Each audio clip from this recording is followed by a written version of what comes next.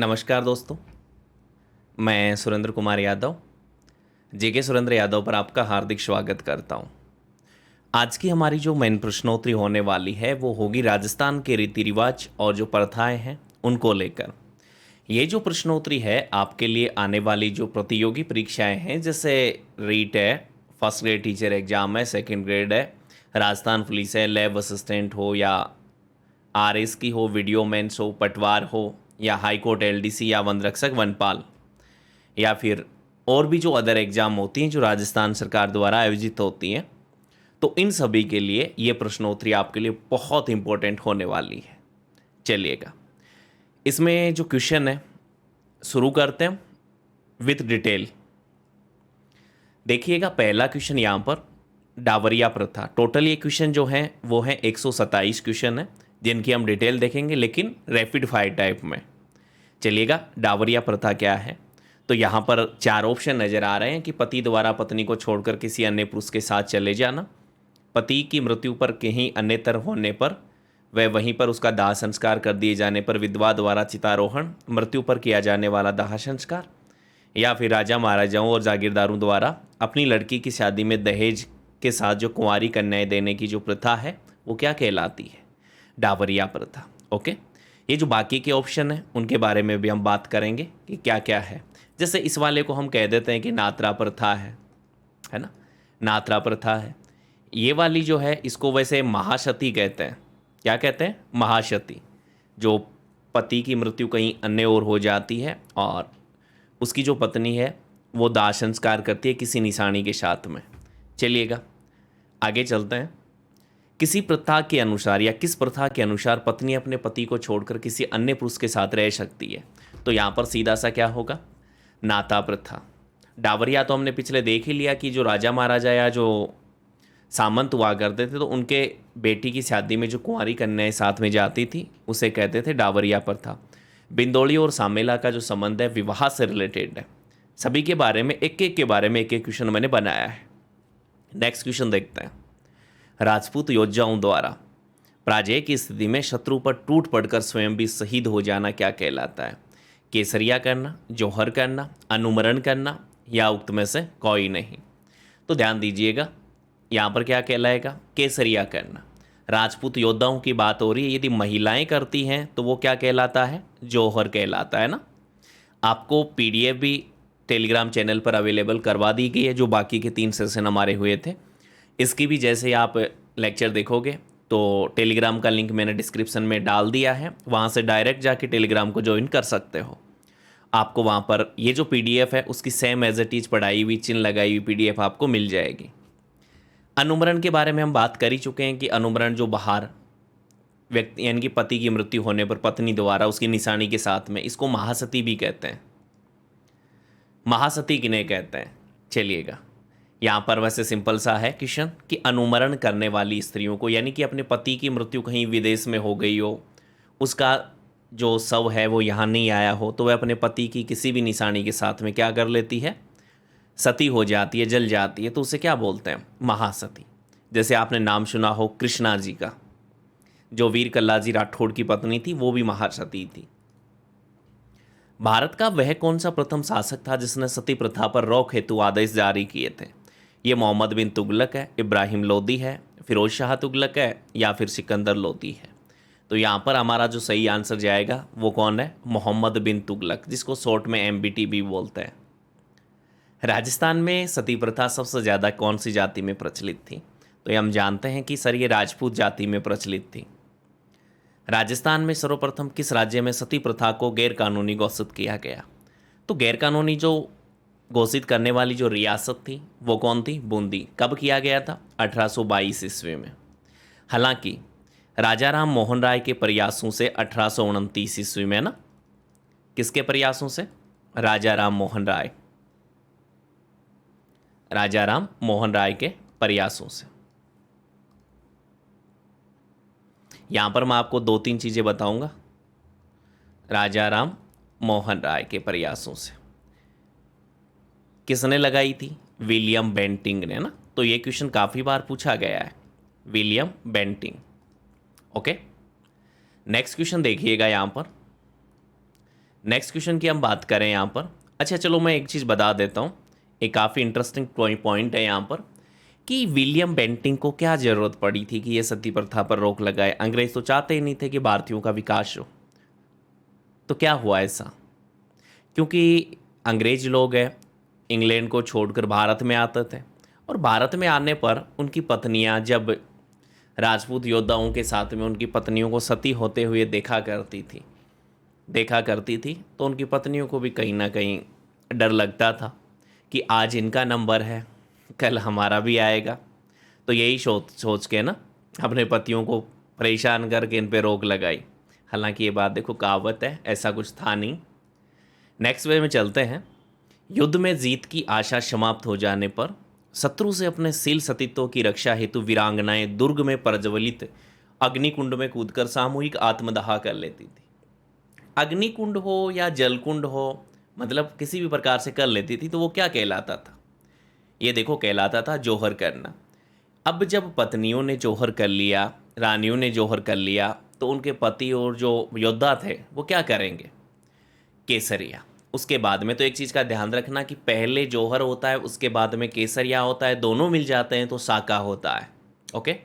अनुमरण की बात हम देख ही चुके हैं कि किसी व्यक्ति की मृत्यु बार होने पर उसकी पत्नी द्वारा उसकी निशानी के साथ में जो सती होती है वो अनुमरण कहलाता है। सती प्रथा सामान्य होती है अपने पति के साथ में। नेक्स्ट क्वेश्चन है, ये बात हम कर चुके हैं कि पति की मृत्यु कहीं अन्यतर हो जाने पर, दाह संस्कार कर दिए जाने पर उसे क्या कहेंगे? हम अनुमरण कहेंगे। राज्य में विवाह के अवसर पर लड़की वालों से त्याग लेने की जो कुप्रथा को सीमित या समाप्त करने का जो प्रयास है, सर्वप्रथम कौन सी रियासत ने किया? बहुत स्टैंडर्ड का सवाल है, और ये क्या होगा? जोधपुर में। कब किया गया? 1841 में। किसने किया? ब्रिटिश अधिकारियों ने किया था ये। किसने किया था? ब्रिटिश अधिकारियों ने किया था ये काम। नेक्स्ट क्वेश्चन देखिएगा जरा। नेक्स्ट क्वेश्चन बड़ा अच्छा है। डाकण प्रथा मुख्य रूप से कौन सी जाति में पाई जाती थी? कालबेलिया, भील व मीणा, ग्रासिया और सांसी। तो देखो ये डाकण प्रथा है वो भील व मीणा में पाई जाती थी। एक्चुअल में होता क्या था? जैसे कोई महिला है, ठीक है, उसका पति की मृत्यु हो गई और उस महिला के पास अपने पति के द्वारा छोड़ी गई बहुत सी संपत्ति थी, ठीक है, जिनमें ज़मीन जायदाद मकान वगैरह होते थे। तो गांव के लोग क्या करते थे? उनकी संपत्ति को हड़पने के लिए उसको डाकण घोषित कर देते थे और पत्थर वगैरह इनसे मार मार के उसकी हत्या कर देते थे। वो क्या कहलाती थी? डाकण प्रथा। डाकण प्रथा को सर्वप्रथम गैर कानूनी कहाँ घोषित किया गया? उदयपुर में, जोधपुर में, चित्तौड़ में या फिर बांसवाड़ा में? तो आपको समझ आ गया होगा कि ये उदयपुर की बात है। कब घोषित किया था? ये अप्रैल मंथ में घोषित किया था। और अप्रैल मंथ में कब? 1853 ईस्वी में। 1853 ईस्वी में। नेक्स्ट क्वेश्चन की ओर चलते हैं। मध्यकाल में महिलाओं को बाहरी व्यक्तियों की कुत्सित व लोलुप दृष्टि से बचाने के लिए कौन सी प्रथा का प्रचलन हुआ? कि जो बाहरी व्यक्ति है वो महिलाओं को नहीं देख पाए, तो इसके लिए कौन सी प्रथा का प्रचलन हुआ था? प्रदा प्रथा का ना। शारदा एक्ट संपूर्ण भारत में कब लागू हुआ? ये शारदा एक्ट से 3-4 सवाल पूछे जाते हैं, वो तीनों के चारों के जो जितने सवाल हैं वो मैंने समाहित कर लिए हैं। देखो शारदा एक्ट जो हुआ था वो हुआ है यहाँ पर 1 अप्रैल 1930 को लागू। क्या था ये शारदा एक्ट? शारदा एक्ट में लड़के व लड़कियों की उम्र क्रम से रखी गई थी। किसकी उम्र? विवाह के बारे में पूछ रहा है। तो यहाँ पर हमारा आंसर क्या हो जाएगा? 18 और 14 साल। यानी बॉयज़ की तो रखी गई 18 और गर्ल्स की रखी गई 14। नेक्स्ट में क्वेश्चन है कि शारदा एक्ट में 1978 में संशोधन कर विवाह की उम्र बढ़ाई गई थी। कितनी बढ़ाई गई थी? तो यहाँ पर 2, 3, 3, 4, 4, 5, 5, 6। तो यहाँ पर क्या आएगा हमारा आंसर सही? 3 और 4। क्योंकि आप लोग जानते हो बॉयज़ की कितनी थी? 18। तो 18 + 3 कितने हो गए? 21। और गर्ल्स की कितनी थी? गर्ल्स की थी 14। तो 14 + 4 कितनी हो गई? 18 ना। तो इस प्रकार से बॉयज़ की 21 की गई और यहाँ पर जो गर्ल्स थी उनकी 18 की गई। शारदा एक्ट किस रीति या कुरीति से संबंधित था? तो हम जानते हैं कि ये बाल विवाह से रिलेटेड था। शारदा एक्ट का ये लास्ट है। शारदा एक्ट बाल विवाह निरोध अधिनियम के जो प्रणेता थे, जिनका नाम था राय बहादुर हरविलास शारदा, राजस्थान के कौन से ज़िले से थे? अजमेर से, जयपुर से, कोटा से या फिर जैसलमेर से? सिंपल सा आंसर होगा यहाँ पर कि ये अजमेर से थे। शारदा एक्ट की बातें हमने पूरी कर ली। नेक्स्ट क्वेश्चन आ रहा है कि 1856 में पारित विधवा पुनर्विवाह अधिनियम किसके प्रयासों का परिणाम था? दयानंद सरस्वती, राजा राम मोहन राय और ईश्वर चंद्र विद्यासागर और चांदकरण शारदा। तो यहाँ पर हमारा आंसर क्या जाएगा?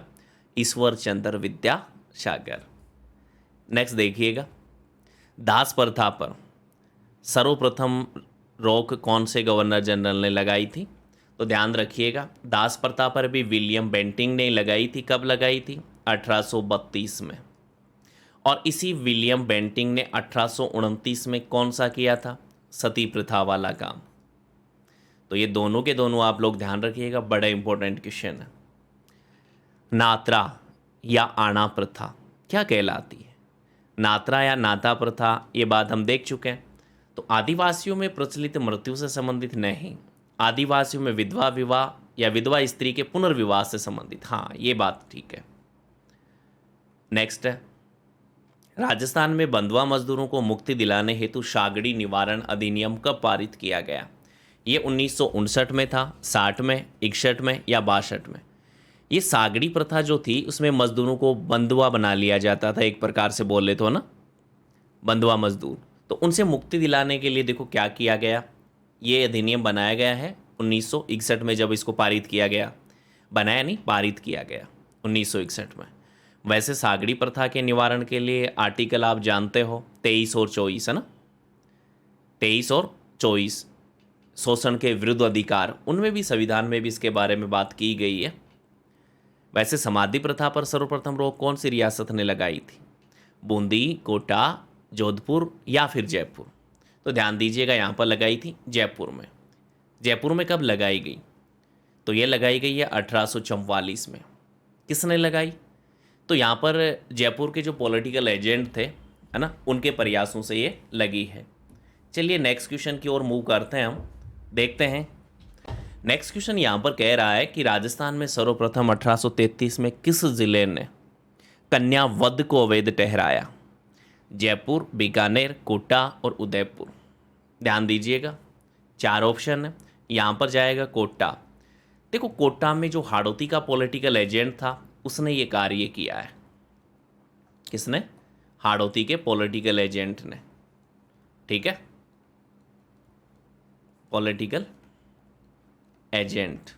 ठीक है, नेक्स्ट बात करें तो विधवा पुनर्विवाह अधिनियम पारित करने वाले गवर्नर जनरल कौन थे? William Bentinck, lord Ripon, lord Dalhousie और लॉर्ड कैनिंग? तो ध्यान दीजिएगा, lord Dalhousie, lord Dalhousie. William Bentinck ने तो क्या क्या काम कर दिए थे? एक तो सती प्रथा पर रोक लगाई। किस पर रोक लगाई? सती प्रथा पर रोक लगाई। और इसके अलावा दास प्रथा पर रोक लगाई है ना, 1829 और 1832। इन्होंने पुनर्विवाह अधिनियम पारित करने वाले लॉर्ड डलहौजी थे। नेक्स्ट बात करते हैं, कौन सी प्रथा तलाक के समकक्ष मानी जाती है? छेड़ा फाड़ना, लोकाई, नात्रा, ब्योरी? तो यहाँ पर क्या होगा? छेड़ा फाड़ना। वैसे ये छेड़ा फाड़ना जो प्रथा है मेनली जो होती है ये भीलू में होती थी ये प्रथा। अब इसमें ऐसा नहीं है, इसमें वैसे एक्चुअल में क्या सीन होता था कि पंचों को बिठाया जाता था। पंचों को बिठाने के बाद में जो पति अपनी पत्नी को तलाक देना चाहता था वह उसके पल्लू में रुपया बांधता था और उसको आड़े साइड से फाड़ता था और उसके हाथ में थमा देता था। ऐसा करने पर उनके बीच में जो है तलाक माना जाता था। नेक्स्ट क्वेश्चन की हम बात करते हैं, जनजाति समाज में दिन के भोजन के बाद विश्राम का जो समय है वो क्या कहलाता है? ब्योरी, हमेरो, दाफा, बराड़ी? हमेलो, दाफा, बराड़ी? देखो यहाँ पर क्या कहलाएगा? ब्योरी। दापा और बराड़ी इनके बारे में हम आगे बात करेंगे, हमेलों के बारे में भी बात करेंगे, क्या क्या चीज़ें होती हैं। वैसे दिन का जो भोजन होता था उसको हम गाँव में क्या कहते हैं? आज भी वही कहते हैं ना कि कलेवा, कलेवा करना। रात्रि का जो भोजन होता है उसको बोलते हैं कि ब्याड़ू करना। ताड़ना या तारणा, ताड़ना या तारणा विवाह। अच्छा क्वेश्चन है, इंपॉर्टेंट क्वेश्चन है, ध्यान दीजिएगा। गरासिया, भील, सैरिया और शांसी। अच्छा, नेक्स्ट टॉपिक आपको कौन सा चाहिए जरा कमेंट में कर दीजिएगा, उसी हिसाब से हम क्वेश्चन बनाएंगे पूरे टॉपिक का। तो जरा ध्यान दीजिएगा कौन सा होगा यहाँ पर, ताड़ना या तारणा विवाह। तो ये होता है गरासियों से रिलेटेड। एक्चुअल में क्या होता है, ये ताड़ना विवाह कैसा होता है, इसमें ये एक प्रकार के संविदा के आधार पर होता है। कैसा होता है, संविदा के आधार पर होता है, और इसमें जो वधु है ना, उसका मूल्य तय किया जाता है। क्या किया जाता है, वधु मूल्य तय किया जाता है। ठीक है, नेक्स्ट चलते हैं। ग्रासिया जनजाति में प्रचलित किस विवाह के अंतर्गत ब्राह्मण की अनुपस्थिति में नाम मात्र के फेरे लेकर विवाह परंपरा संपन्न की जाती है। मतलब ग्रासियों ने अब जो ब्राह्मण देवता थे या ब्राह्मण जो थे उनका योगदान बिल्कुल ख़त्म कर दिया, क्योंकि ब्राह्मण की अनुपस्थिति, ब्राह्मण उपस्थिति नहीं होगा, वहाँ पर नाम मात्र के फेरे होंगे और उस विवाह को संपन्न मान लिया जाता है। ये मोरबंदिया है, ताड़ना है, पैरावना है या सेफा। ताड़ना की तो हम बात ही कर चुके ना कि ये संविदा के आधार पर होता है जिसमें वधु मूल्य तय होता है। तो ये कौन सा है, पैरावना विवाह। ओके, एक एक के बारे में आते जाएंगे, आगे देखते जाओ। एक रस्म होती है कुकड़ी, उपरांत युवती को अपने चारित्र की पवित्रता की परीक्षा देनी होती थी। किस जाति में प्रचलित है, बड़ा खतरनाक काम है भाई ये तो। ये कौन सी जाति थी, तो ये जाति थी शांसी, इसमें ये कार्य होता था। ठीक है, अच्छा वैसे कुकड़ी का बात आई गई है तो देखो, कुकड़ी का एक गीत भी होता है। क्या होता है, कुकड़ी एक रस्म भी है, कुकड़ी एक गीत भी होता है, जो राती जगह का अंतिम गीत होता है ना, जिसमें महिलाएं मुंह से मुर्गे की आवाज़ निकालती हैं और सुबह लोगों को उठने का संदेश देती हैं। राती जगह का अंतिम गीत भी होता है, ये बात भी आप लोग ध्यान रखेंगे। गीतों के बारे में भी लाएंगे हम जल्दी सीरीज। विवाह के वेग को बचाने के उद्देश्य से वधु को वर के घर छोड़ देने की जो प्रथा थी वो क्या कहलाती थी, पामना, धारी, मेलबो और तांडना। ये काम सबसे अच्छा है। जो मान लिया बेचारा कोई गरीब किसान है या फिर कोई गरीब व्यक्ति है, ठीक है, उसके पास में खाने के दो टाइम के लिए रोटियां नहीं मिल पाती, वो बेचारा विवाह कैसे कर पाएगा, इतने लोगों को बुलाना, इतने गहने, इतना कार्यक्रम। तो उसके लिए क्या किया जाता था कि विवाह के वे से बचने के लिए ना, विवाह के वे से बचने के लिए ये मान लेते हैं ना दूल्हा है ना, ये दूल्हा है, ठीक है, और इधर ये दुल्हन है ना, तो इस दुल्हन को क्या कर दिया जाता था, सीधे ही दूल्हे के घर छोड़ दिया जाता था। ओके, नेक्स्ट बात करते हैं, सहपलायन नामक विवाह की प्रथा कौन सी जनजाति में है। सहपलायन का मतलब क्या होता है, साथ में, पलायन का मतलब जाना। तो ऐसी जो प्रथा थी वो किस में है, ग्रासिया जनजाति में पाई जाती है। ध्यान रखना, सहपलायन नामक विवाह प्रथा, विवाह हुआ, आप अपने रास्ते, हम अपने रास्ते। आदिवासी लोगों में प्रचलित लीला मोरिया का जो संस्कार है वो किससे है, ये काफ़ी क्वेश्चन पूछा गया है ना, विवाह से रिलेटेड है लीला मोरिया का संस्कार। बाल विवाह पश्चात वयस्क होने पर वधु द्वारा ससुराल जाने की प्रथा जो होती है वो क्या कहलाती है, गोना, पड़जान, पड़लो, प्लेटो। क्या कहलाता है, गोना करना। जैसे क्या होता था पहले के समय की बात करें, जैसे ये कोई बालक था, है ना, बालक के चाचा की शादी हो रही है, बड़े भाई की शादी हो रही है, बालक अभी बेचारा 8 साल का 10 साल का है, उसका भी अपने चाचा के या बड़े भैया के साथ में शादी कर दी जाती थी। ठीक है, जब ये बालक बड़ा हो जाता 20-21 साल का और बालिका बड़ी हो जाती तो क्या कर दिया जाता था, जब ये इसको लेने के लिए जाता था तो उसको लेकर जब घर आता था तो वो प्रथा क्या कहलाती है, वो गोना कहलाती है। गांव या नगर के बाहर कन्या पक्ष की ओर से की जाने वाली बारात की आगवानी क्या कहलाती है, पड़लो, पटरगना, पड़जान। क्या कहलाएगा, पड़जान। वैसे आज भी ये राजपूत जो होते हैं वहाँ पर ज़्यादा है, हालांकि आजकल सभी में होता है कि बारात आ जाती है तो उसकी स्वागत के लिए जो कार्यक्रम किए जाते हैं उनकी, तो वो क्या कहलाती है, पड़जान कहलाती है। दूसरा, विवाह के जब दिन चल रहे होते हैं तो प्रातःकाल मतलब सुबह सुबह गाए जाने वाले जो मांगलिक गीत होते हैं वो क्या कहलाते हैं?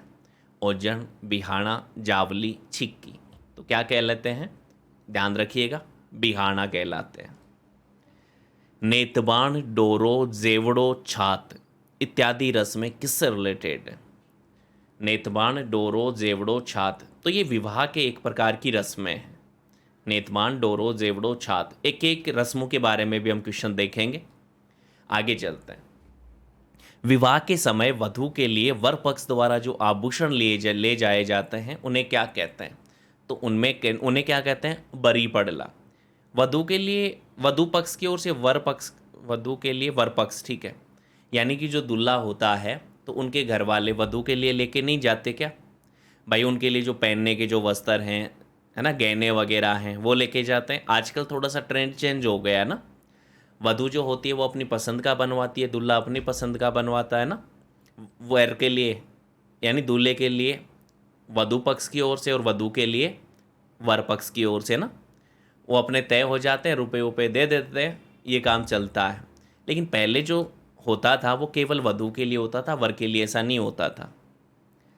चलो बात करते हैं विवाह के बाद वधू के स्वागत में किया जाने। अब देखो भोजन 3-4 प्रकार के आएंगे यहाँ पर जब दुल्हन घर आ रही है ना, विदा होके। तो विवाह के बाद वधू के स्वागत में किया जाने वाला भोज क्या कहलाता है? जब दुल्हन अपने ससुराल में पहली बार आती है तो उसके स्वागत में जो भोजन किया जाता है उसे क्या कहते हैं? देखिएगा यहाँ पर सिर्फ एक ही ऑप्शन ऐसा है जिसको आप लोग कर सकते हो। देखो, सीख, बरोटी, बडार और बंदोड़ो, ठीक है। तो इनमें से कौन सा ऑप्शन है जो कि बेटर जाएगा? देखो, बंदोड़ा तो आप जानते हो, 3 तो हो ही नहीं सकते। बंदोड़ा तो क्या होता है कि जैसे बांध देने की प्रथा नहीं है, बांध देना एक प्रकार से मैं बोलूँ तो। सीख क्या है? ये तो जो वधू पक्ष की ओर से वर पक्ष के जो जाने वाले बारात वगैरह हैं उनको भेंट स्वरूप जो कुछ देते हैं वो क्या कहलाती है? सीख। बडार क्या होता है? एक प्रकार से मैं नाम दूं आज की जनरेशन के हिसाब से तो इसे रिसेप्शन बोल सकते हैं आप लोग, ठीक है। तो यहाँ पर क्या कहलाएगा? बरोटी। बडार या फिर इसको गाँव में पैसारा भी बोलते हैं ना, पैसारा। हमारे यहाँ पर पैसारा ही बोलते हैं। इसमें एक्चुअल में क्या होता था, अब इसका थोड़ा सा ट्रेंड चेंज कर दिया। पहले ये होता था कि जैसे मान लो कि दूल्हे का, यानी कि जिस दिन दूल्हे के फेरे होने उससे एक दिन पहले क्या होता था, दूल्हे के घर पे ना जौनार, जिमनार जिसे बोलते हैं, खाने का प्रोग्राम होता था। उस खाने के प्रोग्राम में कुछ बच जाता था, दूल्हा बारात लेके गया, दुल्हन को लेके आ गया, उसके बाद में जो उनके सगे संबंधी हैं, परिवारजन हैं, तो उनको जो बचा हुआ जो मिठाई वगैरह थी तो उनका भोजन कराते थे। उसे क्या बोलते थे? बडार या पैसारा। आजकल इसकी जगह ट्रेंड चेंज करके क्या कर दिया, रिसेप्शन कर दिया। विवाह में सगुन के रूप में दी जाने वाली जो 7 सुपारी या सिंगाड़ा होते थे वो क्या कहलाते थे? वो कहलाते थे साता। सूंज पीठी क्या है वो भी आगे देखेंगे। नव आगंतुक वधू के, देखो एक तो हो गया वधू के स्वागत में बरोटी।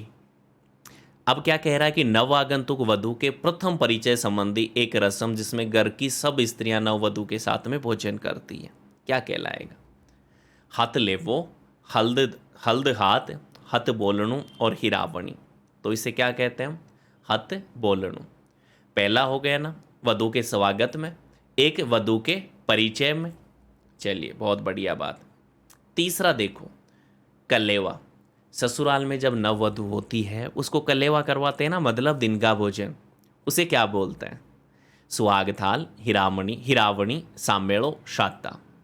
देखो ध्यान रखना, इसमें लगभग सभी लोग गलत करते हैं, सुहाग थाल करते हैं, लेकिन ध्यान रखिएगा हिरावणी है।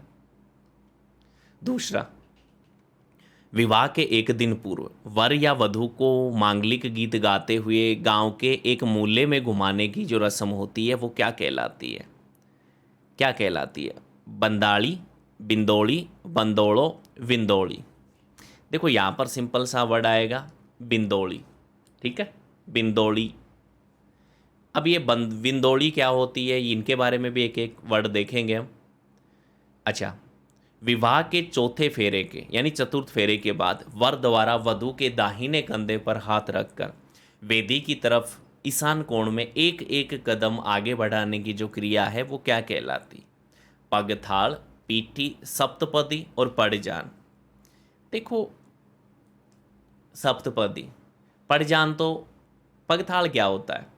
जैसे वो वधु आती है, वर और वधु घर पे आते हैं ना, तो वो कुछ थाली वगैरह नहीं रखते क्या, थाल वगैरह, उनको वो दूल्हा आगे आगे दूसरी साइड में करता जाता है, दुल्हन उनको फिर एक जगह इकट्ठी करती जाती है।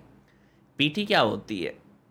पीठी एक प्रकार से मैं बोलूँ तो जो हल्दी नहीं होती क्या, हल्दी, तो उसकी जो हल्दी और जौ का जो आटा होता है उसको मिक्स करके ना बांध बैठने पर दूल्हा और दुल्हन को लगाया जाता है ना, सुंदर बनाने के लिए। मैं एक प्रकार से बोलूँ तो पुराने टाइम का ब्यूटी पार्लर बोल सकते हैं। फिर एक ही ऑप्शन बचता है हमारे पास, सप्तपदी। वैवाहिक रस्मों के अंतर्गत सीख से क्या तात्पर्य है? ये बात मैंने पहले ही बोली थी कि विवाह बाद वर वधु एवं बारातियों को दी जाने वाली भेंट जो होती है क्या कहलाती है? सीख। जवाली नामक वैवाहिक रस्म कौन सी जाति से संबंधित है? ये ब्राह्मण है, कायस्थ है, पंजाबी है, जैन है। तो यहाँ पर हमारा राइट आंसर क्या जाएगा? कायस्थ। अच्छा, विवाह की रस्म प्रारंभ करने का दिन क्या कहलाता है? जहाँ से मतलब विवाह की रस्में प्रारंभ हो जाती हैं। सातो, सावो, बानो, सूंझ। तो ध्यान रखिएगा, बानो, बानो या बान बैठना। एक प्रकार से ये भी मान लो किसी को समझ नहीं आए तो गणेश जी की स्थापना करना, गणेश जी की स्थापना से। इस दिन से क्या होता है, देवी देवताओं का एक कमरा अलग किया जाता है। दुल्हा दुल्हन को कांकन डोरा नहीं होता क्या, कांकन डोरा, डोलडा जिसे बोलते हैं, वो बांधा जाता है। और इसी दिन से, जिस दिन से वर यानी कि वर और वधु बांध बैठते हैं ना, बांध बैठते हैं, तो क्या होगा कि उसी दिन से जो गीत है ना, मांगलिक गीत, जो बन्ना और बन्नी के गीत नहीं गाते क्या, तो बन्ना बन्नी के गीत भी एक्चुअल में बांध बैठने के बाद में ही गाना शुरू करते हैं। नेक्स्ट बात करते हैं, विवाह के समय दहेज के रूप में तथा प्रथम प्रसव के बाद विदाई के समय लड़की को दिया जाने वाला जो वस्त्राभूषण है वो क्या कहलाएगा? यहाँ पर बानो है, नहीं है, बाना की बात तो कर चुके हैं। बरोटी की बात, स्वागत में भोजन। टिक्का नहीं होगा, तो क्या कहलाएगा यहाँ पर? सूंझ। टिक्का तो जानते हो ना, टीका का मतलब होता है कि जो लगन पत्रिका आती है उसके साथ में क्या करना, दहेज भी साथ में आ जाता है, उसको क्या बोलते हैं हम? टीका। यदि दहेज साथ में नहीं आता तो उसे बोलते हैं लगन। आजकल लगन टीका दोनों साथ में ही हो जाते हैं।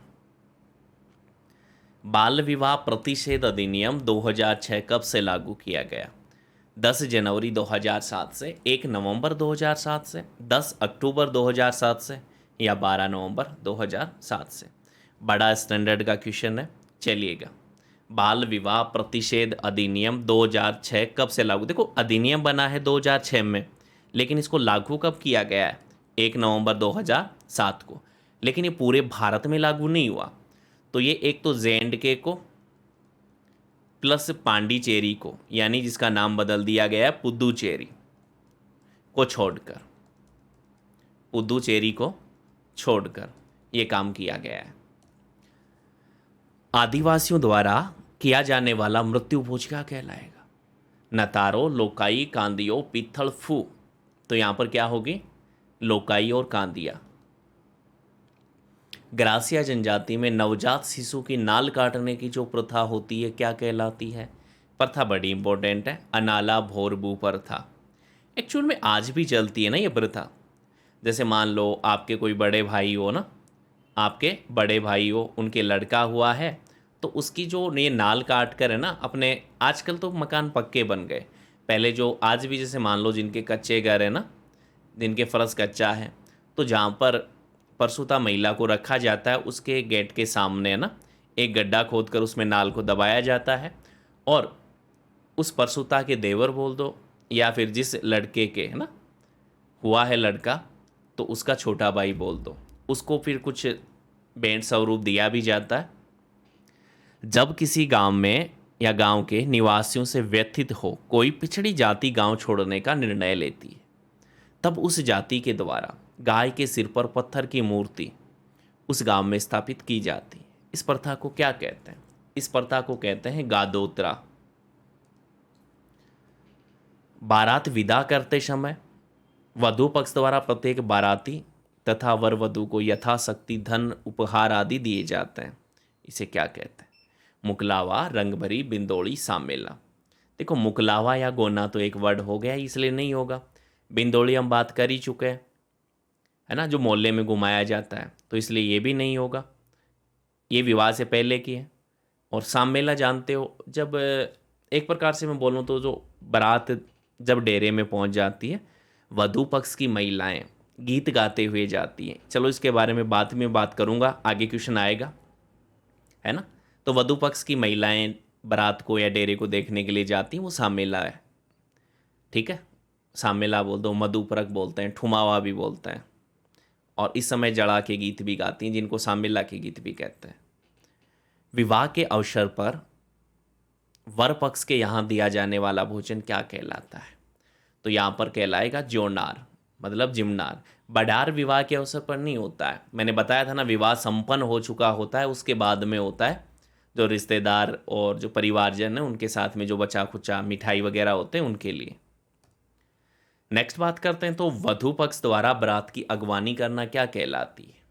तो यहाँ पर देखो, एक तो पड़जान था, एक सामेला है। मैंने बोला था ना, सामेलो एक प्रकार का पड़जान है। इस समय जो वधु पक्ष की जो महिलाएं होती हैं वो कहाँ पर जाती हैं? डेरे को देखने के लिए या बारात को देखने के लिए। साथ में ही जो वधु पक्ष की महिलाएं हैं वो गीत गाते हुए जाती हैं। कौन सा? जड़ा का गीत। और जड़ा का गीत एक्चुअल में जो वधु पक्ष की महिलाएं होती हैं, लड़के का जो पिता होता है जिसको सगा बोलती हैं, तो सगे को छेड़छाड़ रूप में गाती हैं। गीत कौन सा होता है कि मैं तो थारा डेरा निरखण आई, आ मारा जोड़ीरा जड़ा, ठीक है। तो ये सामेला हो जाएगा यहाँ पर। नेक्स्ट बात करते हैं, मृत्यु के बाद सातरवाड़ा के बैठने के लिए जाने को क्या कहा जाता है? लापा, पानीवाड़ा, धोवन, हुक्का भरने जाना। तो यहाँ पर क्या कहलाएगा? हुक्का भरने जाना। देखो, पानीवाड़ा क्या कहलाता है? पानीवाड़ा, पानीवाड़ा सिंपल सा हम बात करें तो पानीवाड़ा कहते हैं कि जैसे किसी के घर में व्यक्ति की मृत्यु हो जाती है, वृद्ध हो, ठीक है, तो मृत्यु के बाद में घर में जो जितना पानी होता है उसको साफ किया जाता है उनको, या उनको ढोल दिया जाता है जैसे भी मानो, और उसके स्थान पर नए पानी को भरा जाता है, मटके हो सारे, ठीक है। वो क्या कहते हैं? पानीवाड़ा। और एक साथ में ही होता है वो सातरवाड़ा। क्या होता है? चलो इसकी बात करता हूँ।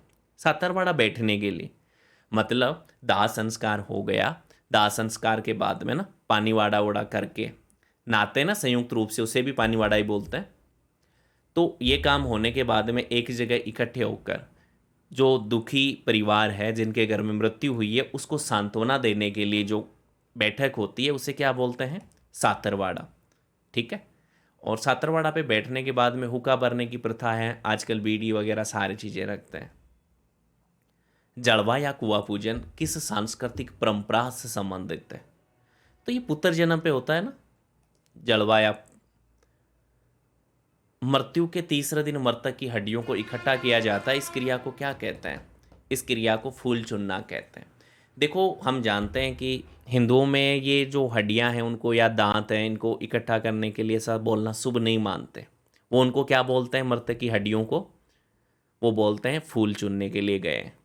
ये देखो, तीसरे दिन होता है जिस दिन तिये की बैठक होती है, लेकिन उस दिन यदि मंगलवार शनिवार वगैरह आ जाता है, अच्छा वार नहीं होता, तो फिर ये तीसरे के बजाय पांचवें दिन किया जाता है ना, पांचवें दिन। नेक्स्ट देखते हैं, मृत्यु उपरांत मृतक के पीछे 11वें दिन किया जाने वाला जो श्राद्ध होता है वो कौन सा श्राद्ध कहलाता है? यानी जिस दिन कीर्तन होता है 11वें दिन, उत्तम श्राद्ध, आदि श्राद्ध, अंतिम श्राद्ध या फिर मृत्यु श्राद्ध, कौन सा श्राद्ध कहलाएगा? इसे कहते हैं आदि श्राद्ध, ध्यान रखिएगा। पगड़ी बांधने की रस्म किससे संबंधित है? ये मृत्यु से संबंधित है। जिस व्यक्ति की मृत्यु हुई है ना, मान लो किसी का वृद्ध पिता था, उसकी मृत्यु हो गई, 90-100 साल का था, परिवार की जिम्मेदारी उसके पास थी, अब उसके बाद में उसके बड़े बेटे पर आएगी। तो ये पगड़ी बांधने की जो रस्म है वो होती है 12वें दिन, जिस दिन शिशि का पूजन होता है। ठीक है। मेन जो पगड़ी लाई जाती है उस लड़के के ससुराल वालों की तरफ से लाई जाती है। हिंदू कानून की आधारशिला व पोषक किस दस्तूर से जुड़ी हुई परंपरा है? ये उपनयन संस्कार, समावर्तन संस्कार, पगड़ी रस्म। तो पगड़ी रस्म ही है जो 12वें दिन होती है। ब्राह्मण बालक को 8 वर्ष की आयु में सूत के 3 धागों से निर्मित व 3 गांठें लगी क्या चीज पहलाई जाती है? तो ये कहलाती है जनेऊ, है ना, जनेऊ। हर कोई नहीं पहनता, ब्राह्मण बालकों के लिए। वयोवृद्ध की मृत्यु पर शमशान ले जाते समय रास्ते में अर्थी पर पैसे फेंकने की जो क्रिया होती है उसे क्या कहते हैं?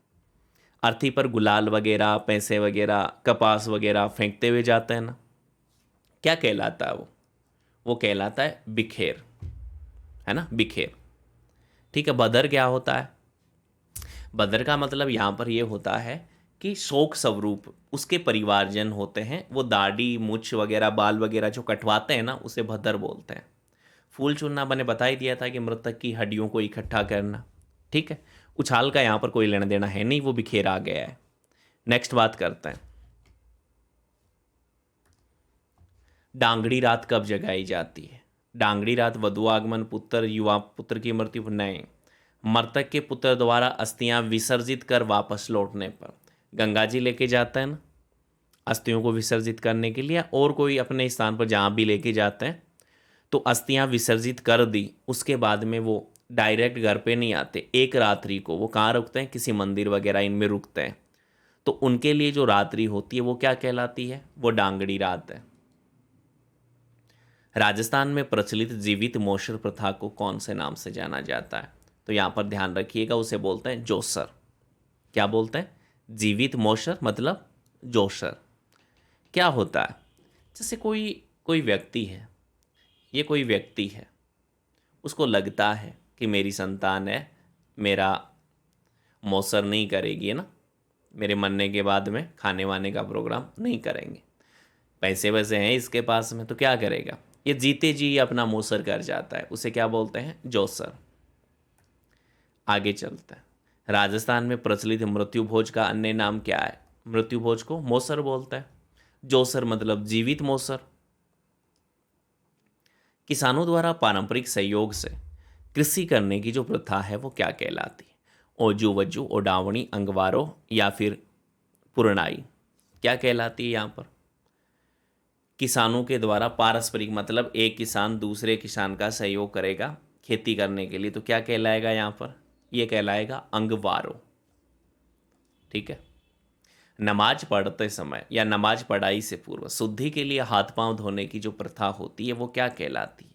ओजो वज्जू। ठीक है। रियान जानते हो ना आप, यानी कि पश्चिमी राजस्थान में एक प्रकार से मैं बोलूँ तो मेहमानों के स्वागत के लिए जो अफीम वगैरह खिलाई जाती है ना, वो कहलाती है रियान प्रथा। खेती के काम में सहायता देने के लिए बुलाए गए अवैतनिक व्यक्तियों को दिया जाने वाला भोजन क्या कहलाता है? ल्यास, सावड़, वधारा देना या रियाना? देखो ये कहलाता है ल्यास। इसको हड़मा भी कहते हैं। इसको क्या कहते हैं? हड़मा देना भी कहते हैं। जैसे मान लिया मैं हूँ, तो मेरे घर पे मान लो खेती हो गई, मेरे जो साथी लोग हैं उनकी अभी खेती यानी लावणी आई नहीं या खेतों की कटाई हुई नहीं, तो मैं क्या करूँगा कि मैं मेरे दोस्तों को बोलूँगा कि बोलो आ जाओ। ल्यास मतलब आजकल इसको हम पार्टी बोल देते ना, बोला घर पे आओ, थोड़ा सा काम वाम करते हैं फिर पार्टी शार्टी करते हैं ना, तो ये पार्टी शार्टी करना क्या कहलाते हैं? ल्यास। अब उस पार्टी शार्टी के लिए, काम के लिए कोई हम उनको वेतन थोड़े ही देते हैं, नहीं देते ना, तो वो क्या कहलाता है? ल्यास या हड़मा देना, जो भोजन दिया जाता है काम के बदले। प्रथम प्रसव के बाद कन्या को दिया जाने वाला सामान व विदाई क्या कहलाती है? यहाँ पर हलाणु, हेड़ो, वधारो और ल्यास, 4 ऑप्शन है आपके सामने, तो यहाँ पर क्या कहलाएगा? हलाणु। मैंने बोला था ना कि एक एक वर्ड का क्वेश्चन है मेरे पास। पीडीएफ मिल जाएगी आपको, डिस्क्रिप्शन में टेलीग्राम का लिंक दिया हुआ है, और अभी तक वीडियो को लाइक नहीं किया है तो वीडियो को लाइक भी बनता है, और साथ में ही चैनल को सब्सक्राइब कर लो ताकि आपको आने वाली जो क्लासें हैं उनका नोटिफिकेशन भी आता रहे और आपको टाइमली क्लासें भी मिलती रहे। नेक्स्ट हम बात करते हैं मांगलिक अवसरों पर गोबर आदि से आंगन को लीपने की जो प्रक्रिया होती है या क्रिया होती है क्या कहलाती है? तो मौजी बंधन, पुरनाई, रियान और बालुंडो, तो क्या कहलाएगी भाई? पुरनाई कहलाएगी। देखो इसमें मिट्टी है ना, जैसे मिट्टी ले लेते हैं, मिट्टी में थोड़ा सा गोबर मिक्स कर दिया जाता है और गोबर के साथ में ना गेहूं वगैरह का जो चारा होता है वो भी मिक्स कर देते हैं ना।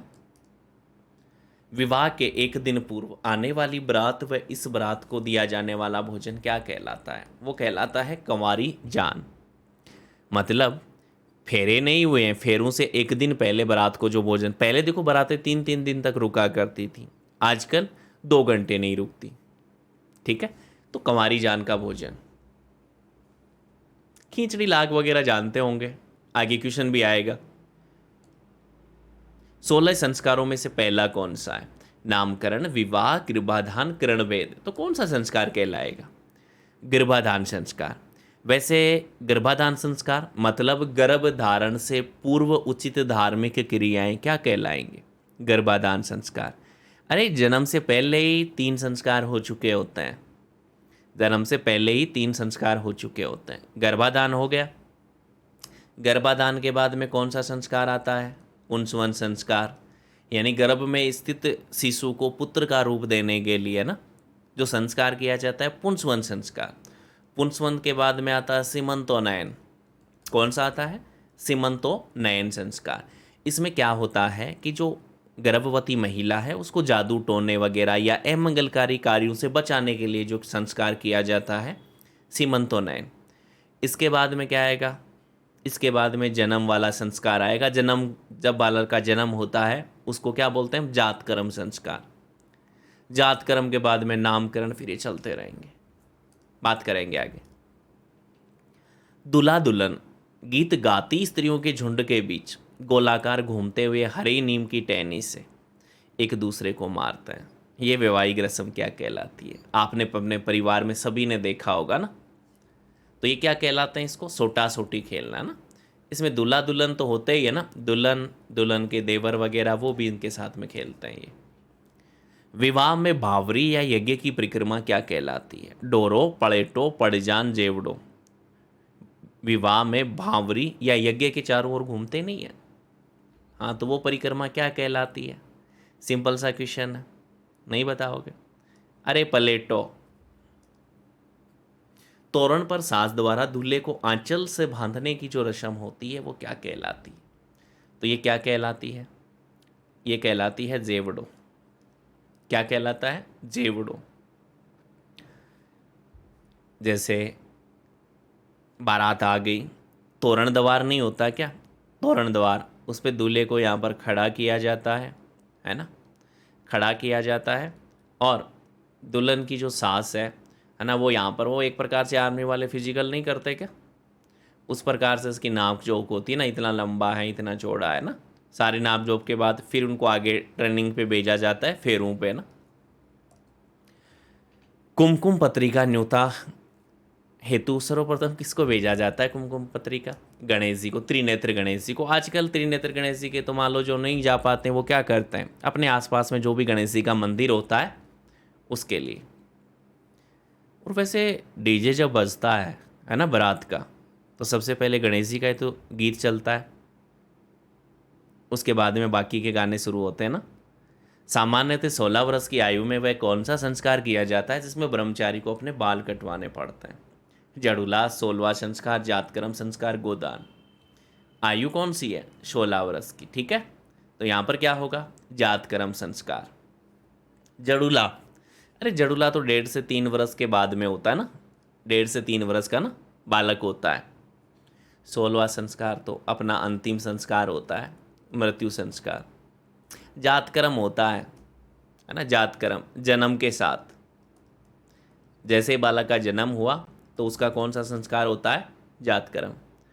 गोदान यानी के शांत, है ना, ये होगा यहाँ पर। नेक्स्ट बात करते हैं बालक के जन्म पर। ये देखो बालक के जन्म पर आ गया है ना संस्कार, तो क्या कहलाएगा? जातकर्म संस्कार। चूड़ाकर्म का मतलब होता है जड़ूला संस्कार। पुंसवन मैंने बता दिया था कि गर्भ स्थित बालक को शिशु को बालक का रूप देने के लिए। उपनयन संस्कार, जब गुरु के पास ले जाते हैं विद्या वगैरह उनके लिए। अच्छा, आगे आ गया क्या, जो संस्कार बालक को विद्या आरंभ हेतु गुरु के पास ले जाते समय किया जाता है वह क्या कहलाएगा यहाँ पर, तो कहलाएगा उपनयन संस्कार। पाणी ग्रहण संस्कार 15वां संस्कार है, जिसको विवाह का संस्कार कहते हैं ना। ये वाला जडूला का संस्कार है। सीमंतोनयन मैंने बताया था ना, तीसरा संस्कार, गर्भ स्थित शिशु को अमंगलकारी कार्यों से बचाने के लिए जो संस्कार किया जाता है। आप चाहते हो, यदि ये आपको संस्कार नहीं पता है 16, तो इनके लिए मैंने मृत्यु से बालक के जन्म से रिलेटेड पूरा वीडियो बाकायदा पिक्चर वाइज भी बनाया हुआ है ना, आपको मिल जाएगा। नेक्स्ट बात करते हैं, विद्यार्थी द्वारा अपने आचार्य को गुरु दक्षिणा देकर उनका आशीर्वाद ग्रहण करने के लिए किया जाने वाला जो संस्कार होता है वो कौन सा संस्कार कहलाएगा, समावर्तन, गोदान, यज्ञोपवीत और पुंसवन संस्कार। तो कौन सा संस्कार कहलाएगा यहाँ पर, समावर्तन संस्कार। गुरु दक्षिणा दे दी, ये समावर्तन है, ये 14वां संस्कार है ना, 14वां संस्कार।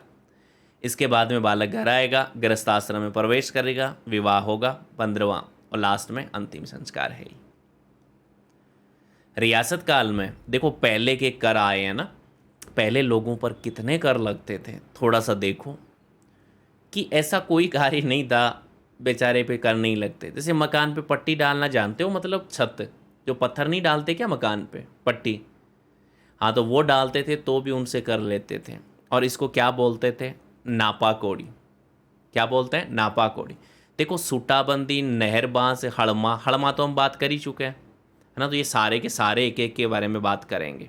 ओके, आगे आएगा मुजरा लाग। मुजरा लाग का मतलब क्या है यहाँ पर, राम राम लाग से। कौन सा कर रियासत काल में लगने वाला भूमि कर है, भूमि कर, ढाण, भोग, कीणा और उक्त सभी। तो यहाँ पर हमारा आंसर क्या जाएगा, हमारा आंसर जाएगा केवल भोग। भोग, भोग कैसे लिया जाता था, ये अनाज के रूप में लिया जाता था।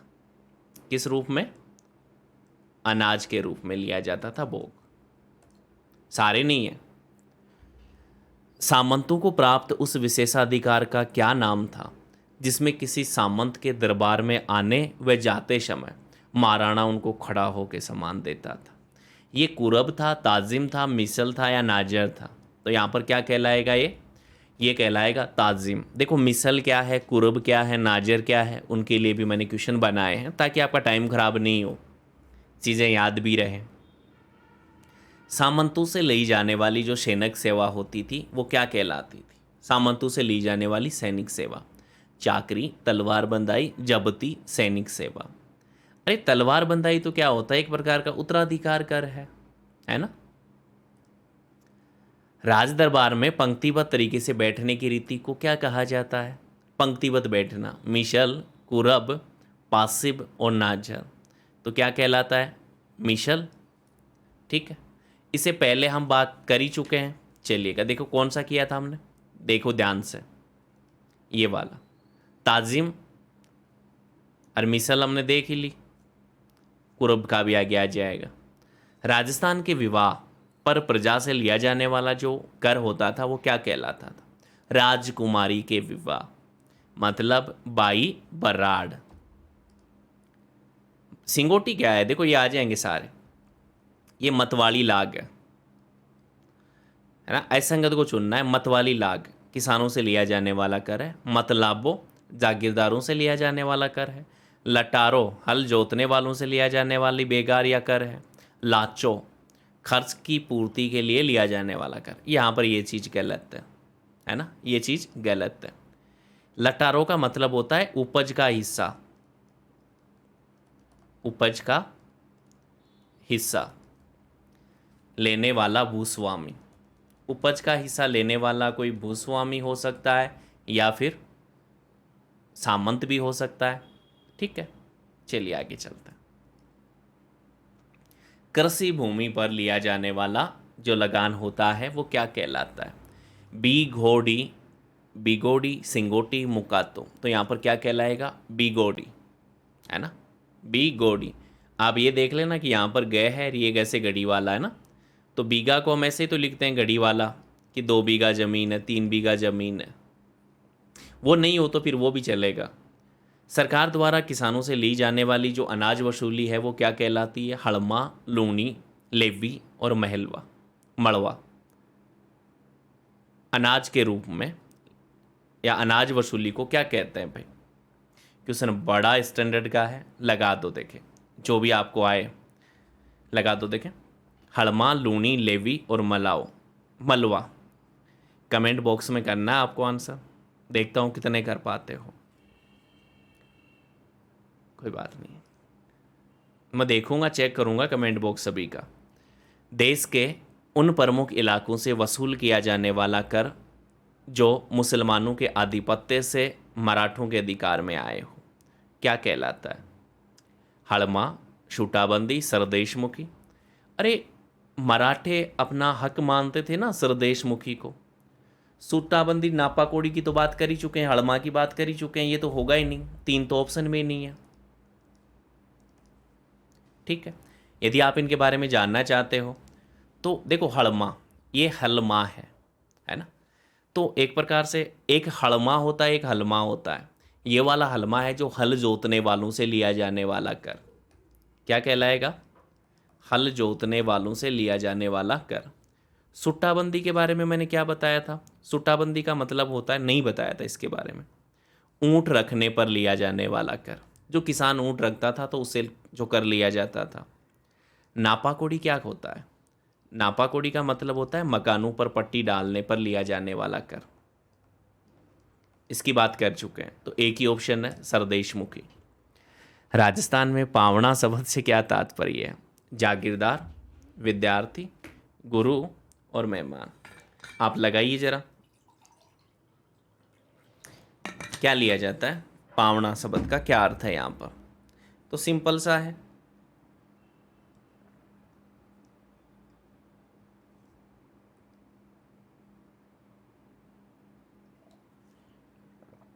चलिएगा। निम्न में से कौन सा रियासत काल में लिया जाने वाला कर से संबंधित कर है? हासिल, लाटा, नहरबाश और उक्त सभी। तो यहाँ पर क्या हो जाएगा हमारा आंसर? सारा का सारा ही हो जाएगा। हासिल है, लाटा है, नहरबाश है और उक्त सभी है। विवाह के पूर्व वर वधू के हाथ में बांधा जाने वाला जो मोली का धागा होता है क्या कहलाता है? वो कांकन डोर कहलाता है। दूल्हे दुल्हन की जूती, ये क्वेश्चन आप सभी गलत करोगे, आपने केवल एक ही नाम सुन रखा होगा, बिनोटा। क्या कहते हैं? बिनोटा ना। लेकिन उस चीज़ को छोड़िएगा, आज के बाद में ध्यान रखना है, उसको विंदोड़ी भी बोलते हैं। बिंदोड़ी नहीं है, विंदोड़ी। नेक्स्ट क्वेश्चन पे चलते हैं। मृतक की भस्मी नदी या तीर्थ स्थान पर डालकर संबंधियों को दिया जाने वाला जो भोजन होता है उसे क्या कहते हैं? धोवन, है ना। मृतक की जो अस्थियां लेके जाते हैं उसको गंगा जी में उनमें डालते हैं ना, तो ऐसी प्रक्रिया को क्या कहते हैं? मतलब वो गंगा जल से धो ही तो रहे उनको, तो क्या कहलाएगा? धोवन। रावणी, गोद भरना या चीकणी कोतली क्या है? विवाह से संबंधित रस्म है एक प्रकार की। एक्चुअल में क्या होता था, देखो समझाता हूँ, इसका रीजन क्या है। आजकल तो देखो आने जाने के लिए साधन, पर्सनल गाड़ियाँ, रेलगाड़ी, हवाई जहाज, जो भी है ना। मैं मानता हूँ यहाँ पर कोई धौलपुर का व्यक्ति है ना, धौलपुर का व्यक्ति है, उसकी शादी हो रही है बाड़मेर में। कहाँ हो रही है? बाड़मेर में। ठीक है, एक दिन तो वो बारात लेके चला जाएगा, ठीक है, गाड़ी वाड़ी या उनसे। अब एक बात बताओ, अब ये लड़की, इसकी शादी हो गई धौलपुर में, कहाँ से? बाड़मेर से। अब क्या ये अपने घर परिवार का जब भी याद आए तो वो बाड़मेर गाड़ी या ऊंट गाड़ी या उनसे ही तो जा पाए?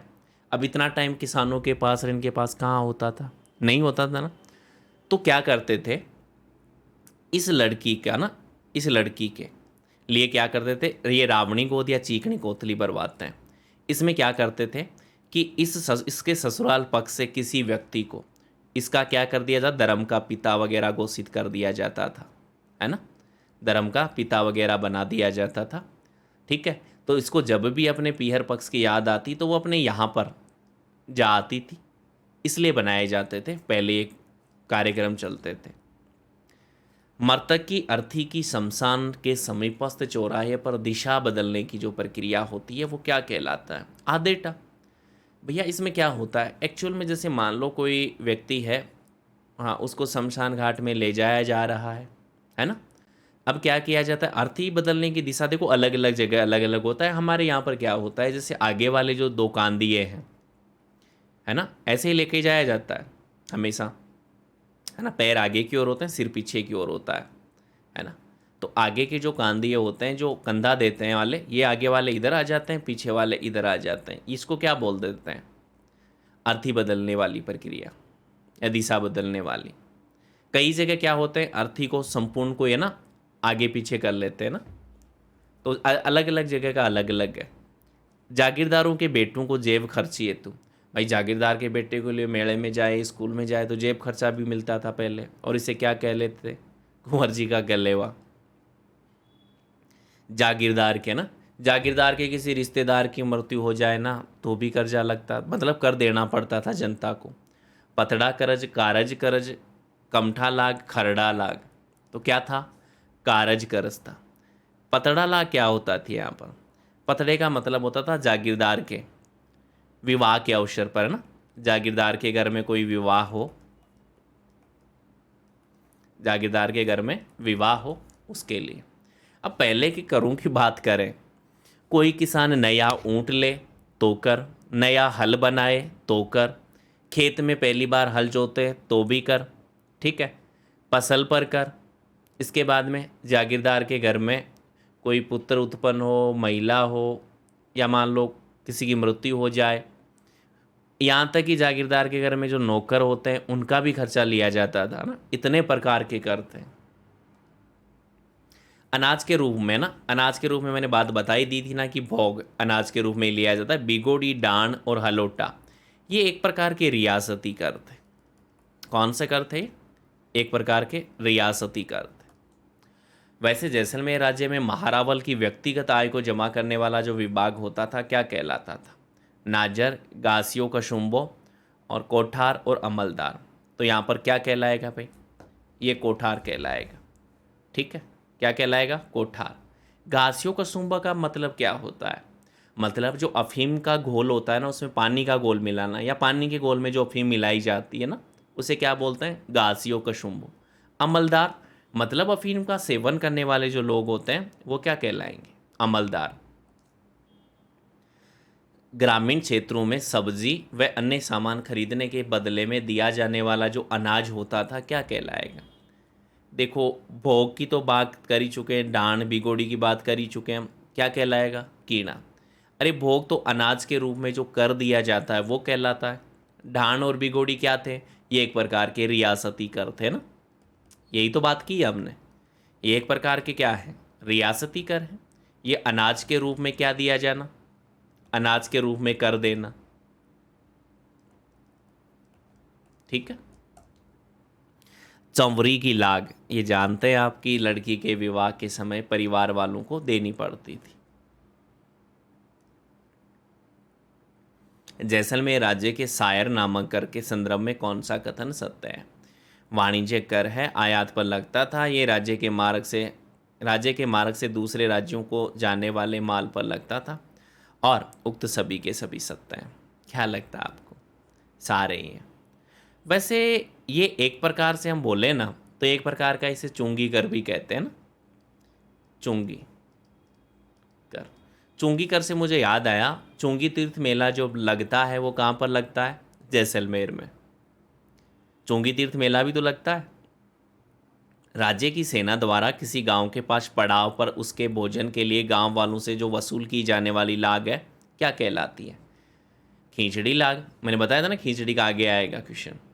मवेशी के विक्रय के समय, अब देखो बेचारे किसान पर हद ही पार हो गई।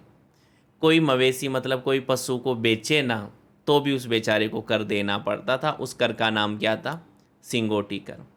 ढाण हम बात कर ही चुके हैं कि एक प्रकार का रियासती कर है। खींचड़ी हमने पहले ही देखा पिछले में कि किसी गांव में कोई सेना आकर रुकती है तो उसके खाने का खर्च होता है खींचड़ी लाग। सीख हम जानते ही हैं कि विवाह के अवसर पर है ना, वर वधू और जो वर्ग के बाराती थे तो उनके लिए जो भेंट स्वरूप दिया जाता है वो सीख कहलाती है।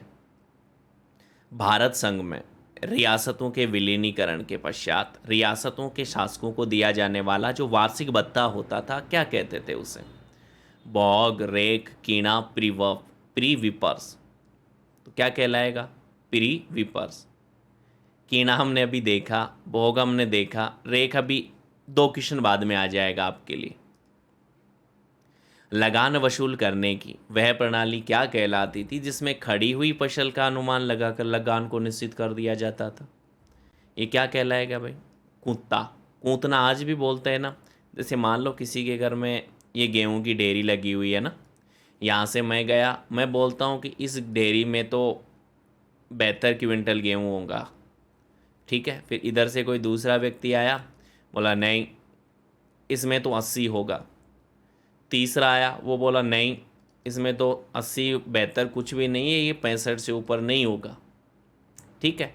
तो एक प्रकार से ऐसी प्रक्रिया होती है ना, उसे बोलते हैं कूदना। ध्यान रखना इस बात को। मारदड़ी क्या है? मारदड़ी एक प्रकार का खेल होता है। क्या होता है? कपड़े का, पहले बचपन में हम लोग क्या करते थे, कपड़े का कपड़ा लेते थे और कपड़े से फिर क्या करते थे, गेंद बनाते थे, फिर उसको एक दूसरे को मार मार के नहीं खेलते थे, मारदड़ी। जनाना महलों के बाहर बैठकर प्रातः एवं सायकालीन जो गायन होता है उसको क्या कहते हैं? गायन, बडारण, पूर्वीय या फिर गुणीजन खाना। क्या कहेंगे यहाँ पर? तो इनको कहते हैं पूर्वीय। नेक्स्ट बात करते हैं ब्याड़ू। मैंने बताया था ना, ब्याड़ू क्या होता है? शाम का भोजन होता है ना। और दिन वाला क्या कहलाता है? कल्लेवा। सेना के अग्रावल को क्या कहते हैं? ये हरावल कहलाता है, जो अग्रभाग होता है सेना का लड़ने में। ये देखो मैंने बोला था ना, रेखा आ जाएगा आगे। निम्न में से कौन सा युगम सुमेलित है? गायन का मतलब है राज परिवार में गायन वादन प्रस्तुत कर मनोरंजन करने वाली जो महिलाएं होती हैं, ठीक है, सही है ये भी। बाडारण, जनाना महलों में नियुक्त अनुभवी महिलाएं, ये भी सही है। रेख, वह मापदंड जिसके आधार पर सामंतों व जागीरदारों से राजकीय शुल्कों की वसूली की जाती थी। मतलब सारे ही सुमेलित हैं। दाह संस्कार संपन्न कर सम्मिलित जन संबंधी मृतक के परिवार को हिम्मत, हौसला व सहानुभूति प्रदान करते हैं। इस प्रक्रिया के लिए क्या कहते हैं? मैंने बताया था ना, सात्रवाड़ा। तोरण द्वार पर सास दूल्हे को आंचल बांधने की जो प्रक्रिया, ये एक थोड़ा सा गलत हो गया ना, ये क्वेश्चन थोड़े से सही नहीं है ऑप्शन। तो इसके लिए मैंने आपको क्या बताया था? क्या बताया था? जेवड़ो, है ना, जेवड़ो। विवाह के पूर्व वर व वधू के हाथ में बांधा जाने वाला जो मोली का धागा होता है, क्या कहलाता है? कांकन डोर। 16 सारी, लूणू कोठो, झूली डंका, चरबर। क्या है भाई? अरे भैया लोग खेल लिए ना, सभी ने खेले होंगे बचपन में। समाज सुधारक स्वामी दयानंद सरस्वती के गुरु कौन थे? ठीक है, तो स्वामी दयानंद सरस्वती के गुरु थे वो विरजानंद जी थे। स्वामी दयानंद सरस्वती द्वारा आर्य समाज की स्थापना कब की गई? ऑप्शन है 1828 है, 1875 है, 1891 है, 1897। तो कौन सा जाएगा? 1875 में। समाज सुधारक व महापुरुष स्वामी विवेकानंद जी शिकागो में कब गए थे? 1893 में गए थे। निम्न में से कौन से महापुरुष रामकृष्ण परमहंस के शिष्य थे? कौन थे? विवेकानंद जी थे। और विवेकानंद जी ने क्या काम किया था? 1897 में रामकृष्ण मिशन की स्थापना की थी ना। किसकी स्थापना की थी? रामकृष्ण मिशन की स्थापना किसने की थी? विवेकानंद जी ने की थी। वाल्टर करत राजपूत हितकारिणी सभा की स्थापना कब की गई? 1888, 89, 90, 91, 85, 86 और 86, 87। तो क्या होगा यहाँ पर? ये 88, 89, ठीक है। ये वैसे वाल्टर करत थी, ये कर्नल वाल्टर की अध्यक्षता में हुआ था ये काम। कर्नल वाल्टर की अध्यक्षता में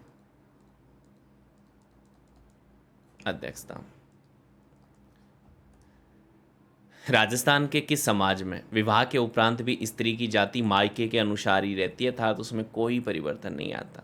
राजपूत, मीणा, ब्राह्मण, सांसी। तो क्या हो जाएगा? सांसी। चरणोत क्या है? मतलब पशु चराई पर एक प्रकार का कर। अच्छा, एक चीज़ बताना, अभी तक फिर से लास्ट में बोल रहा हूँ, टेलीग्राम चैनल ज्वाइन कर लीजिएगा, आपको पीडीएफ मिल जाएगी। मान लो आप मेरे से भी ज़्यादा फास्ट, हालांकि मैंने तो बहुत फास्ट करवाया है, आप चाहो तो वीडियो को रिपीट कर लेना, या फिर पीडीएफ लेने के लिए मैंने टेलीग्राम लिंक डिस्क्रिप्शन में दिया है, वहाँ से मिल जाएगी आपको। वीडियो कैसा लगा है इसके बारे में कमेंट आप लोग ज़रूर करिएगा, यही हमारा मोटिवेशन होता है।